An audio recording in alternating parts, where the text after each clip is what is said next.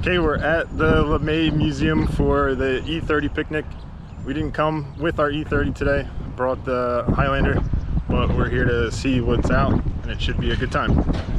Okay, so we're going to do a bit of a narration for the E30 picnic, starting off looking at this purple wagon. I do have to say, I really like the wagons, wouldn't mind owning one, and being in the purple, I don't remember if it's Daytona or Techno Violet, but it looks great. This car's been around for a handful of years now. It's actually an E30 with a kind of, I guess, rebodied with a Volvo.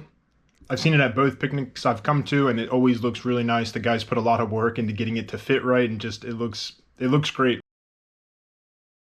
Super clean M3 here in orange. Looks really good. I like these wheels. I don't think I've really ever seen them on E30, so it fits in nice. Would have to say if I were to get an E30 M3, I would want it in white. Not really the biggest fan of the diamond shorts, and the reds are just a bit too bright for me, so I think white M3 is my color of choice. And there were so many M3s here. I was really surprised. I don't remember seeing this many M3s at the last picnic I came to.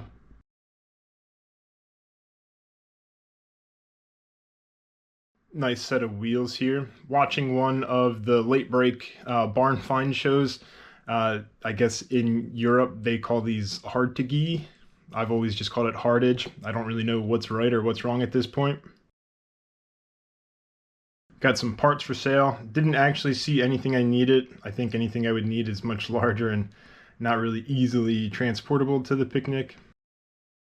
And again, more M3s.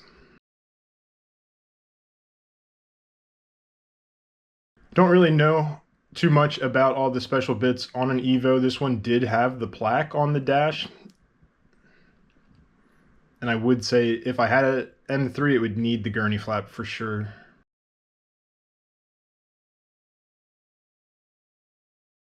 I followed these two guys on the highway. I was trying to guess what the engine was on this green one. I think it's an M60 with a turbo, but I'm not positive on that. Definitely didn't guess that following him, but it sounded really nice on the highway. I do have a soft spot for square headlights.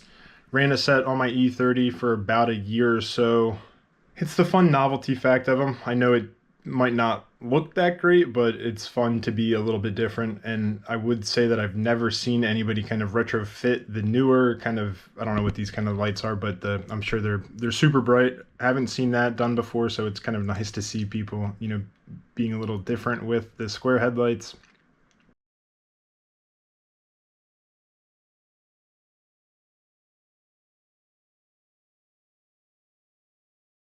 While I'm a early model fan, this M-Tech 2 looks really nice, and I've always liked I guess these pins that they put in the seats.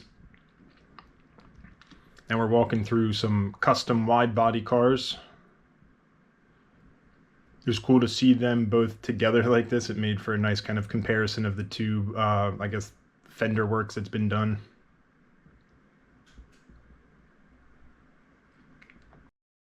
Really clean henna here. Jealous how nice the Euro bumpers look compared to mine. And of course, a couple Pro 3 cars were here off in the corner. Always got to go check them out when you get the chance. Interesting custom seat inserts here. Uh-oh, is that an M badge on a non-M? Regardless, that one and this IX over here, super clean.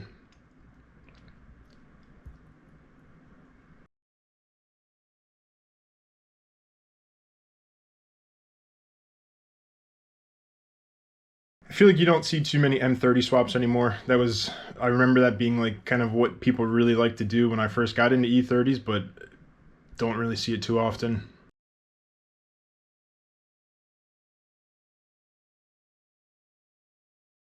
Florida tag on this wagon.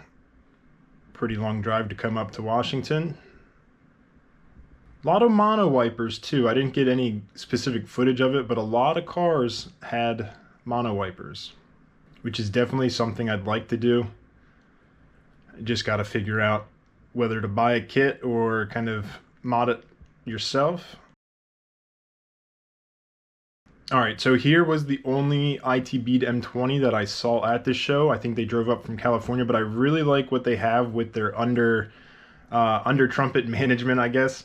It's super tidy, and I think that's what I want to start trying to do, is tidy up that area. Mine's quite messy and all jumbled up together, so that's giving me a little bit of inspiration there. I do have to say, the Picnic came to show up today. So many super clean E30s. I was actually shocked just how good just the overall set of E30s here were. It's nice to know there's some out there that are not all rusted out like mine.